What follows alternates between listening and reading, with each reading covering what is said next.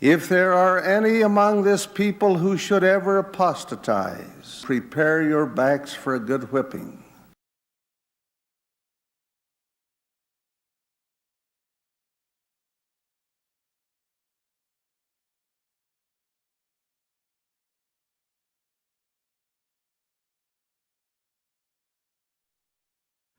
We declare without equivocation that God the Father and his Son, the Lord Jesus Christ, appeared in person to the boy Joseph Smith.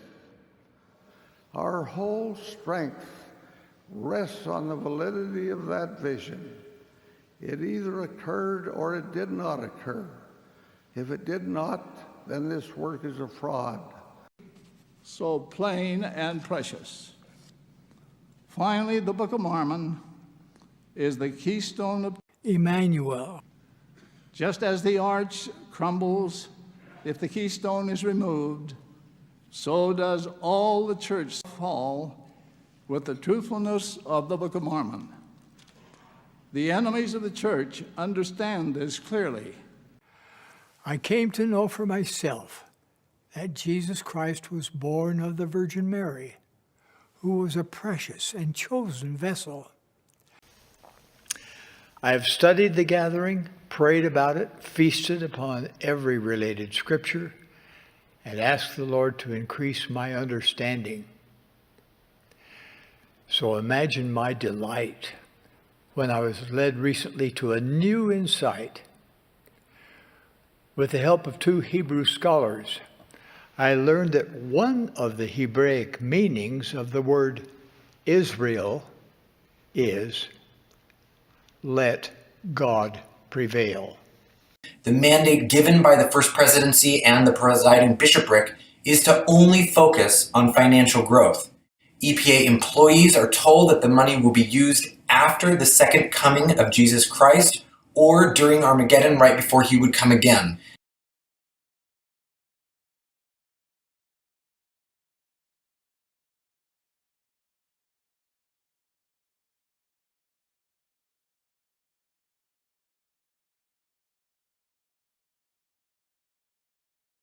Prepare your backs for a good whipping.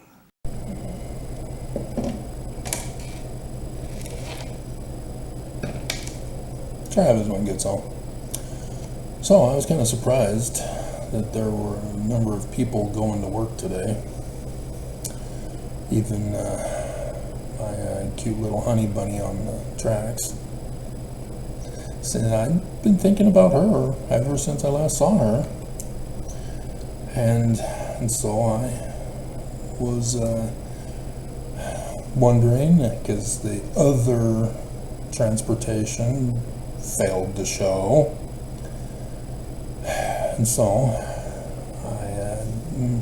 I'm realizing, I'm likely to run into her again. Not likely, because it's the day after a holiday, and most people are likely to take an extra long weekend off. No, there she was. I had already been premeditatively coming up with a conversation, because, that's what we do. We don't want to get caught frozen and looking stupid. And so, there she was, in her same spot, as always. And my load was too heavy to go to the spot where I can watch her watch me. And instead, when it came time to get off together, she froze.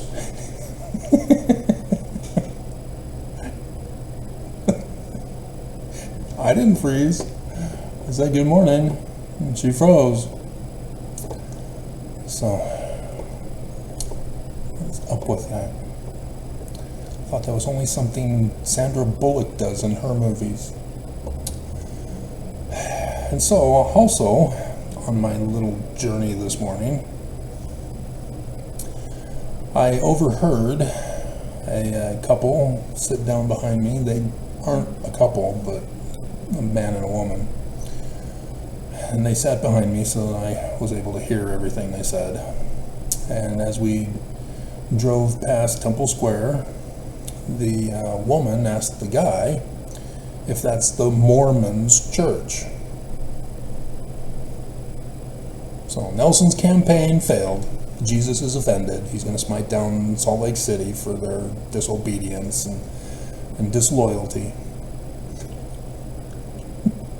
whenever he decides to show. He's late. 3 months late. And so the guy responded, as apparently she knew he was Mormon, and so she asked him about the Mormon church, which would have been a perfect opportunity for him if he was a returned missionary. He knows exactly what to do. He's not gonna freeze.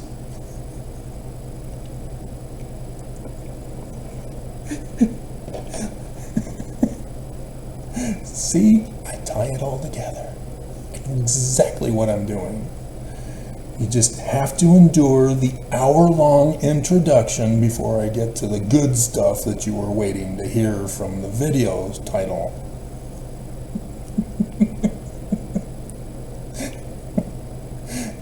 He froze. He goes, oh, yeah, I guess. Temple Square. They're both Utahns. They live here in Utah.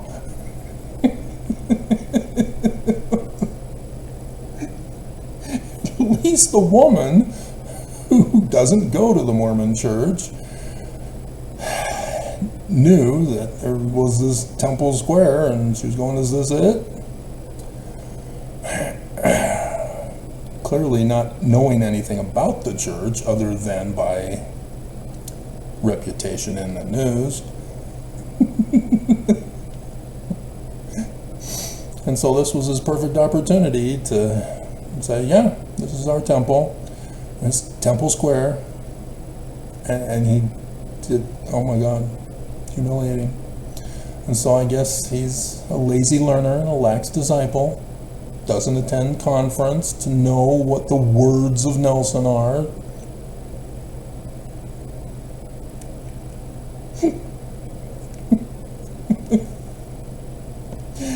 It's a joke for those of you who watch conference, or at least have seen my videos where I do the video clip of him calling you a lazy learner and a lax disciple.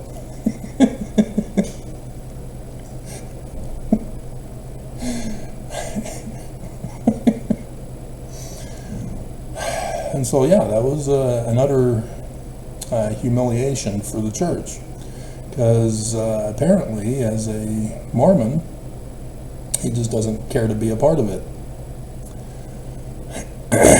And so the church, as a result, because Mormons are no longer interested in the church, are not really wanting to share about the church. See, I have no problem sharing about the church. I let y'all know about it. I do church news videos at the end of the day, and I don't think there's anybody working for the church today. The church loves to make excuses to not pay people. That's what they do. They pay a minimum wage and then purposely try to find ways to not have you come into work so that they don't have to pay you. And so they force you to take vacation days. Nonetheless, yeah, that's an interesting social studies observation. So, now that we got the introduction over with, and we're now 3 hours into the video now, the one thing that Mormons do that proves the church is false. Yeah, it's not necessarily the guy, but he did ruin the church's reputation by not being able to answer her. All he had to do was say, yeah, that's our temple, the headquarters, called Temple Square. temple. And would you like to know more? I can send the missionaries on you. They're younger than I am and know less than well, maybe they know more.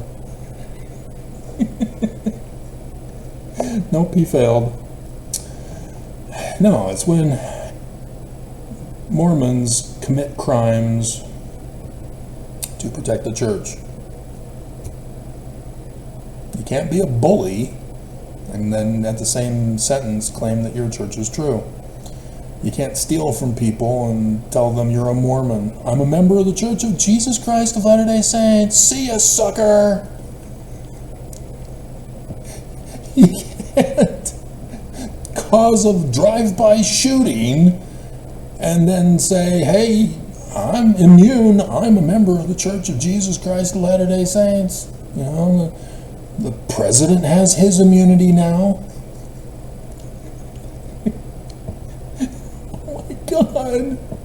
It's like they completely forgot. Trump was talking about in the beginning, yeah, I can be on Fifth Avenue and shoot somebody and I'm immune. Oh my God. And here he is. I'm immune. SEAL Team 6, get him! And just, oh dear God, we're all doomed. But yeah, to claim that, well, this is Utah, and so therefore Mormons can do whatever they want, they're immune. Because that has typically been the tradition. And if you don't understand where that comes from, it comes from the Book of Mormon, obviously. Mormons all know and understand and comprehend their Book of Mormon. And so we go to the Book of Helaman, chapter 6.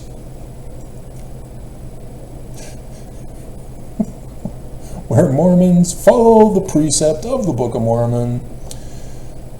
Verse 21 is where we'll start. But behold, Satan did stir up the hearts of the more part of the Mormons, insomuch that they did unite with those bands of robbers, and did enter into their covenant paths and oaths, that they would protect and preserve one another in whatsoever difficult circumstances they would be placed, that they should not suffer for their murders, and their plunderings, and their stealings. And it came to pass that they have their signs, tokens, and secret names, secret words, this that they might distinguish a brother or sister in the covenant path, that whatsoever wickedness their brother or sister should do, he should not be injured by his brother or sister, nor by those who did belong to his band, who had taken this covenant path oath. Thus they might murder and plunder and steal and commit whoredoms and all manner of wickedness, contrary to the laws of the United States of America and the United States Constitution, and also contrary to the laws set forth by the Book of Mormon, the keystone of their religion, and Joseph Smith, the founder. And Travis, who belonged to the church, born and raised in the covenant, should reveal unto the world of their wickedness and abominations, should be tortured, abused, and punished unto death in violation of due process, of the laws of the land, and of the church of which they all claim to be a branch off from. See? Type and shadow symbolisms, likening the scriptures unto yourself. Mormons do that. They're so good at their scriptures. Yeah, it means the church isn't true. We're done.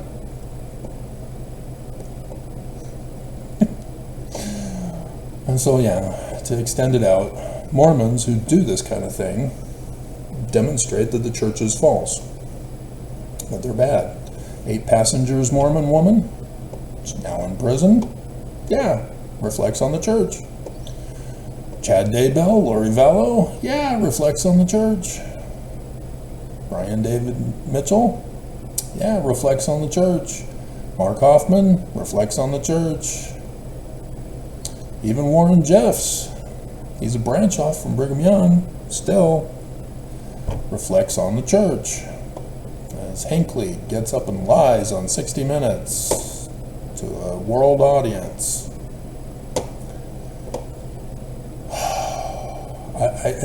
I'm watching that night when it happened, that interview. I even tried to obtain the transcripts of it. And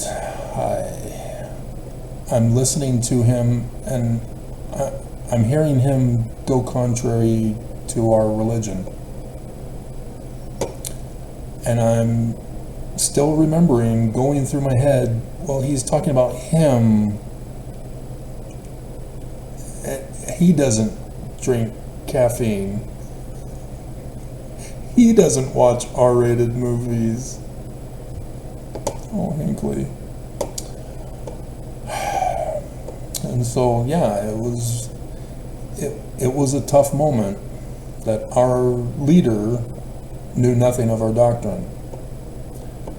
And he's trying to be a spokesperson, to go out there and do public interviews and get the church known, and sending out all kinds of ads and flyers and such to try to increase the church's wealth through recruitment.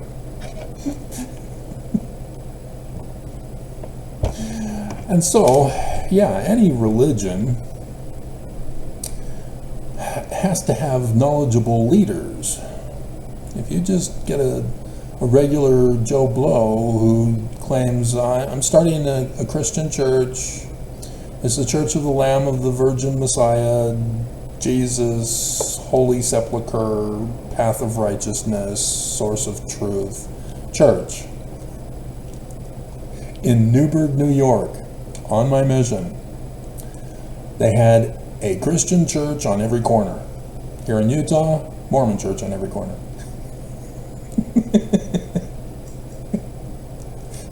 But we came past one building that had the church at the first level, and right there next to the door was the sign. It was just a wood thing with writing on it, kind of cheap, not an expensive marketing thing.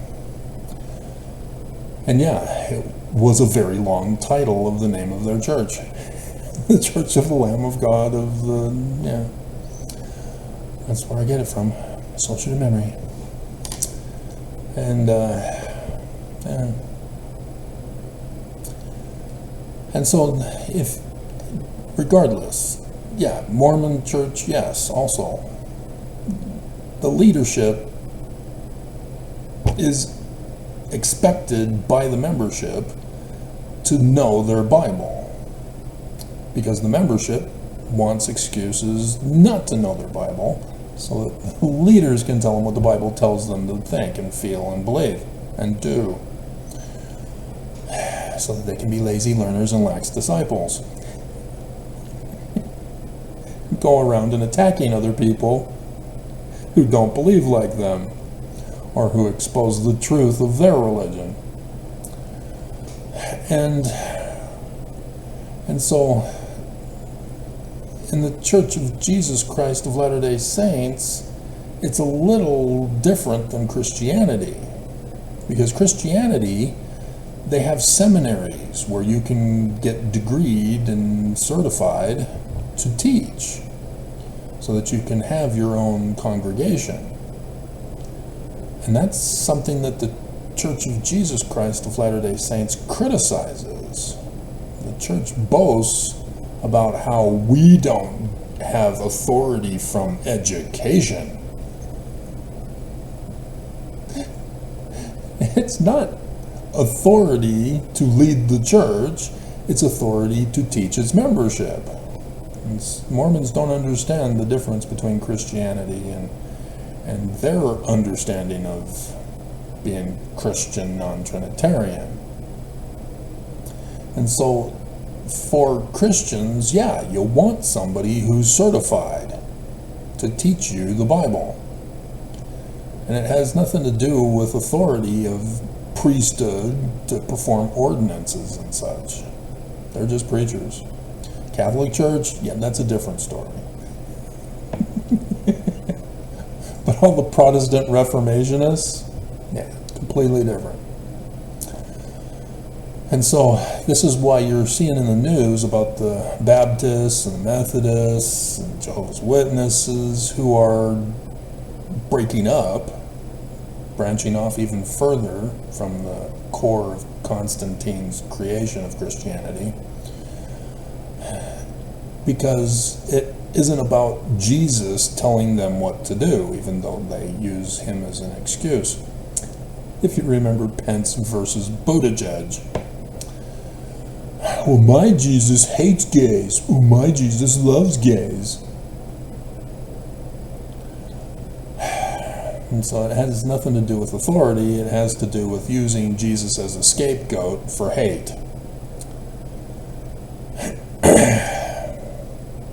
And so in the Church of Jesus Christ of Latter-day Saints, we do get educated. We just don't necessarily get certified and licensed. Our license comes from being approved, having paid the money to be found worthy to be ordained an elder in the Melchizedek priesthood. And then boom, there we are.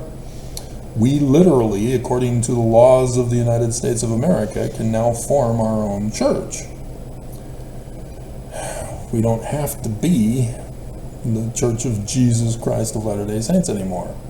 They gave us authority in the eyes of the laws of the nation, and we can go and branch off and form our own church, just like Brian David Mitchell, just a religious leader persecuted for his religious beliefs. Yeah, well, he's in the state of Utah. Obviously, nobody's going to take that seriously. Give him the death penalty if they could. He should. And same with Chad Daybell. Same with anybody who branches off from this church and forms their own cult group. Even if you're not an official religion, but you do YouTube video channels talking about religious subject matters. And so yes, even I'm a religious leader. I am licensed as a Melchizedek priesthood holder. I am talking about religious subject matter. And for YouTube to attack me as they've been doing is a religious hate crime. Proves that the Church of Jesus Christ of Latter-day Saints isn't true. Because they have to leave me alone.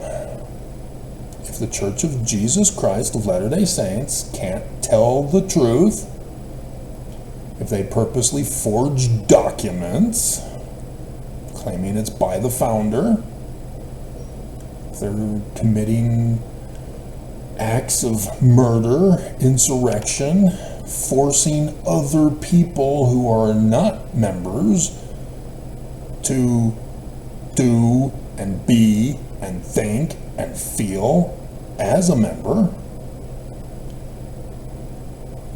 they're not a legitimate religion anymore. They're now committing crime. But with SCOTUS that's in power, I'm sure the church is immune. Screw the Constitution, right? Going back to a monarchy, because the Book of Mormon says that in the latter days, evil Lucifer will be in control of the government with a constitutional republic, and that the Church of Jesus Christ of Latter-day Saints will rise up and murder the government leaders and strip them of their government authority to establish a monarchy. That was what the kingmen and the freemen were all about. Those freemen, liberal, sensitive snowflakes. Got to establish a kingdom again. Just like under King George. Right? How did you get fooled? Why are you voting for Trump again? You know Article of Faith number 12. Don't shrug it off like, well, I don't know, I guess. Or freeze.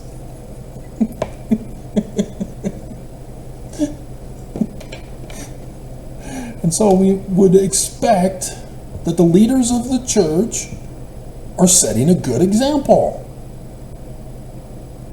that if members of the church are not setting a good example and hurting the reputation of the leaders, that the leaders clamp down on the members and saying, hey, what are you doing, dumbass?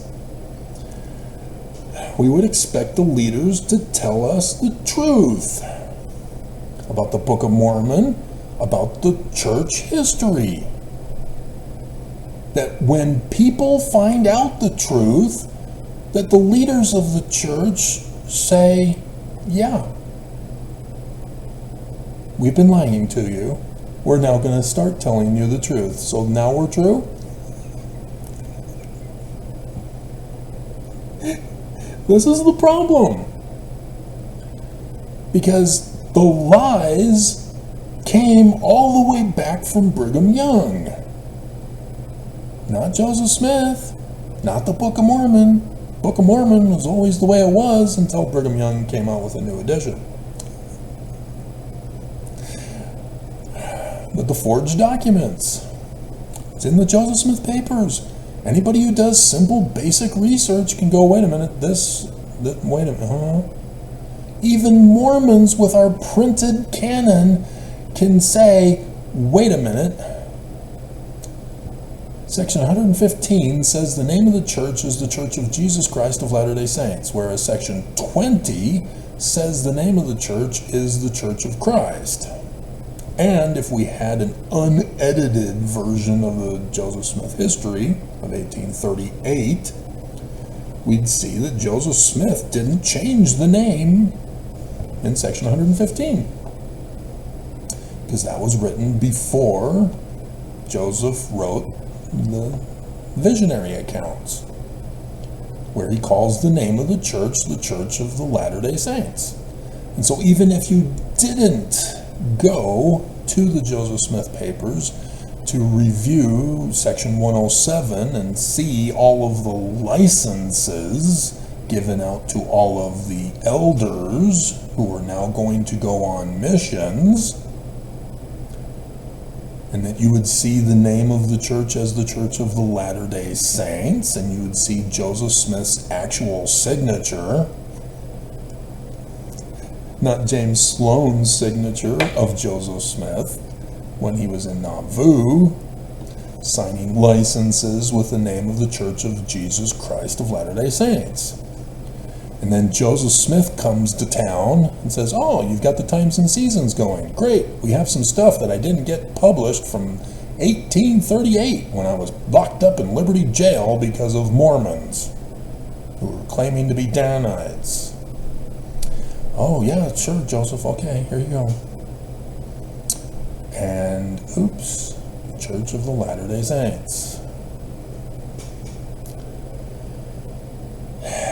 And so, knowing that Joseph Smith never changed the name of the church to the Church of Jesus Christ of Latter-day Saints, knowing now that the Danites were the ones who were cooing Joseph Smith's church and changed the name of the church to the Church of Jesus Christ of Latter-day Saints, you know that since this church claims that the name of the church is the Church of Jesus Christ of Latter-day Saints, they are the Danites who cooed Joseph Smith's church and had him murdered.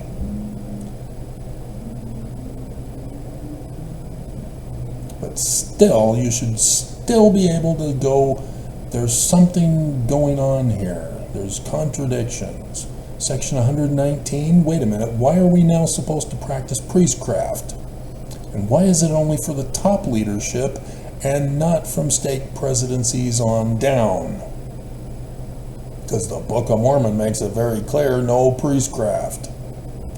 Is the Book of Mormon no longer the keystone of our religion? Are the manuals wrong from President Benson, who said that the Book of Mormon is our keystone, but we're under condemnation? Still?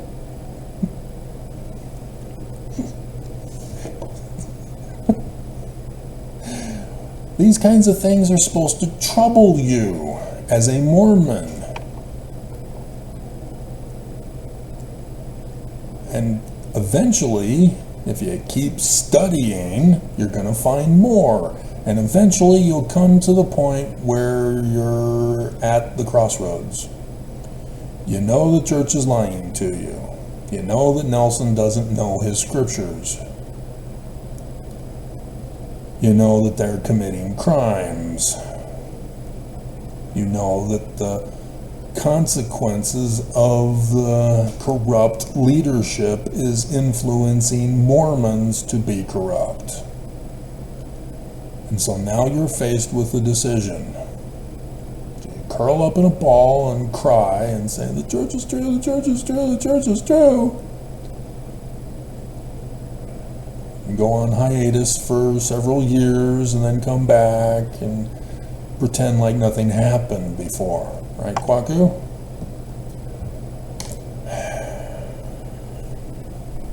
Avraham Gileadi, part of September 6, published a book after helping the church with footnotes. The original edition from 1982, after Kimball scrapped the first batch to corrupt the Book of Mormon with the subtitle.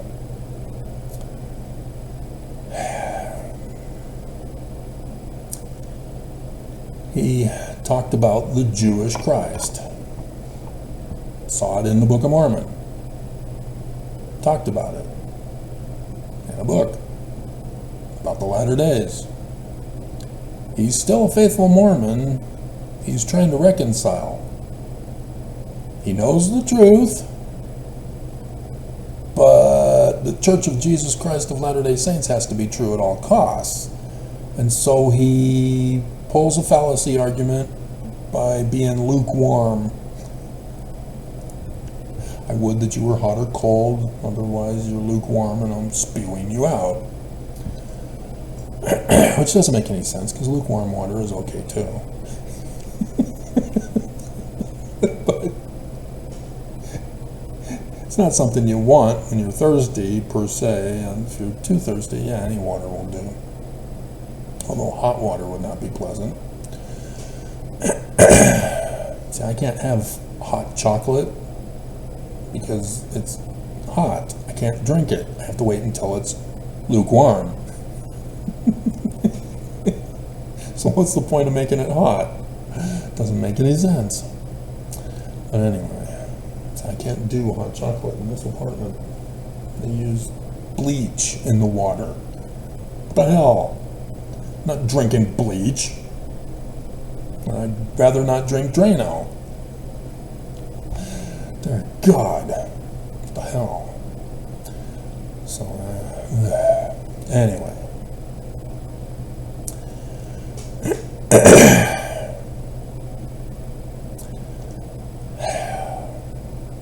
Sidetracks always get me off. I don't have a script. I don't have references.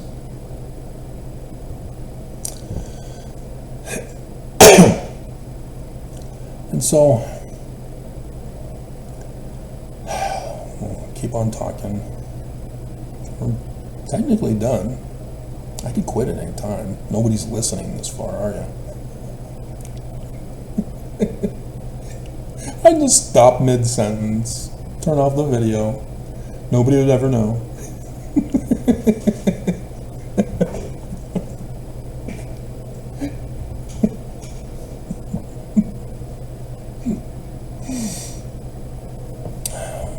So, yeah, that's... Oh, right. Sacrifice, honor. There it is. I do have notes. I didn't realize that I was leading up to that. And so, yeah, you're at a crossroads now. Avraham Gileadi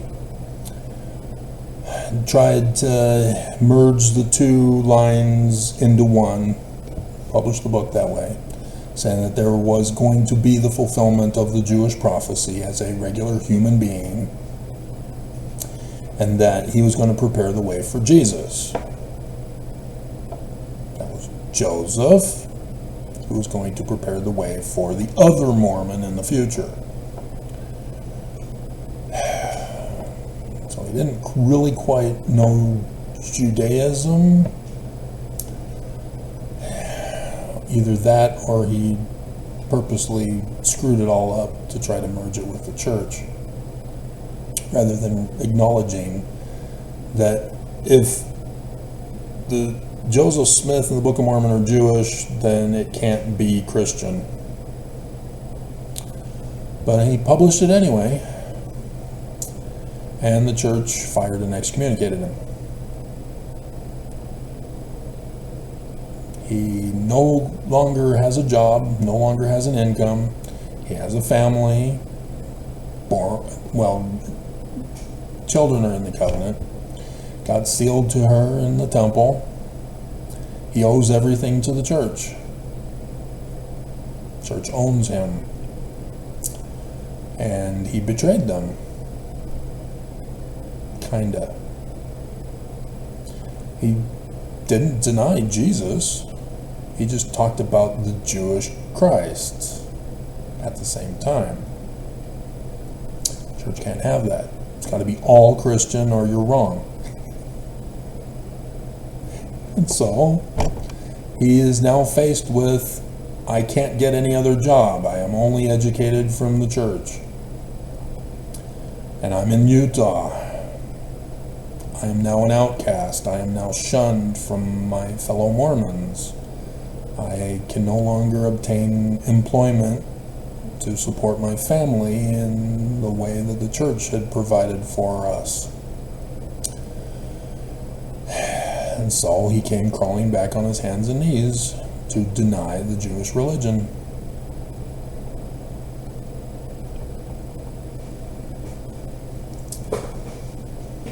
So, Natasha Helfer, remember her? She's a psychologist, educated from BYU. And so she can't do anything else with her life. It's all she knows. It's all she was educated for. And for some bizarre reason, she was trying to incorporate actual science with psychology, which is a pseudoscience, by using fallacy arguments. They are fake, they are frauds, they are criminal. Haven't you been paying attention to the news? There's Natasha Helfer, who exposes that psychology is not science because she uses medical science for her clients who have addictions and blindness and viruses from porn.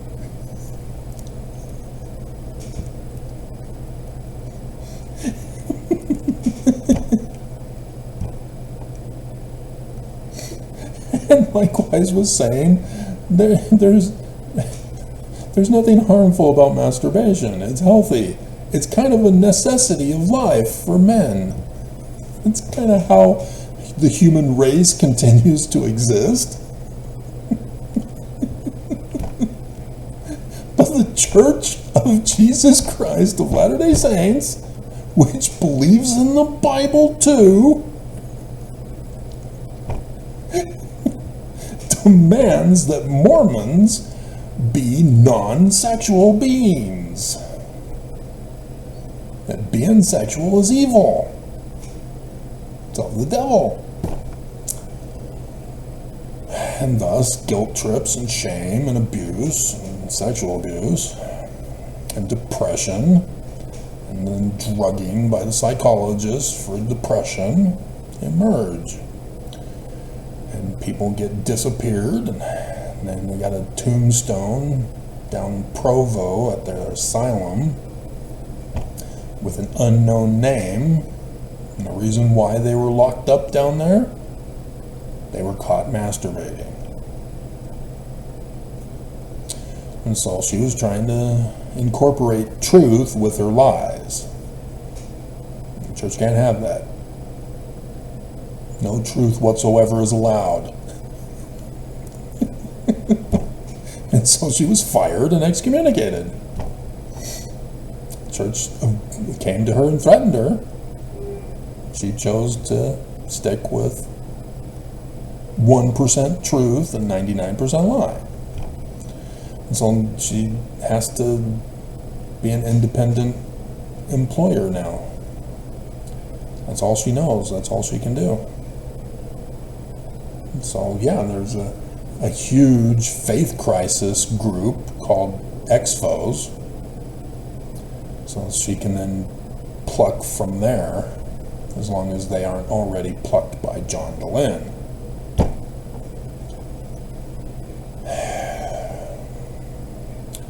And so, yeah, this act shows that the Church of Jesus Christ of Latter-day Saints, these acts, that the leadership aren't true. That the church is not telling the truth with the educational system. Because the church needs to answer questions. And if the church won't answer the questions, Mormons have no other option but to either study, or if that's too hard, to make up their own answers.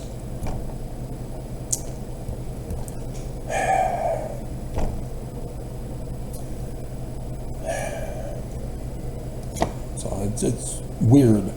The whole thing is just weird. That Mormons who know nothing of Mormonism, who are literally lazy learners and lax disciples, who coast through life like the member on the train today, who freezes whenever somebody wants to talk about the church. So it was perfect opportunity to lie and say that the church is true and it's good and great, gives out all this charity, doesn't expect anything in return, does not expect a favor though, it's not a business transaction, it's just charity.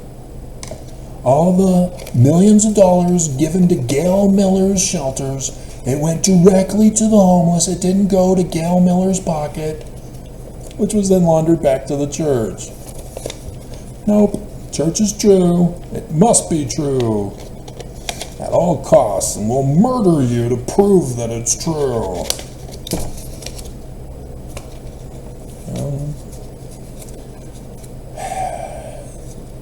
And it's sad that ex-foes don't recognize me. That they too have been fooled like Mormons have been fooled into thinking that I don't have authority, because I still believe the Book of Mormon and Joseph Smith are true. Therefore I'm wrong. When you didn't study, you read and heard some other video from somebody else who lied to you, and you felt good about it, just like the church taught you to do. God, why did she freeze? I wanted to talk with her. Lonely. I wanted to go to Zion. Just have one woman to spend my life with. Is that too hard?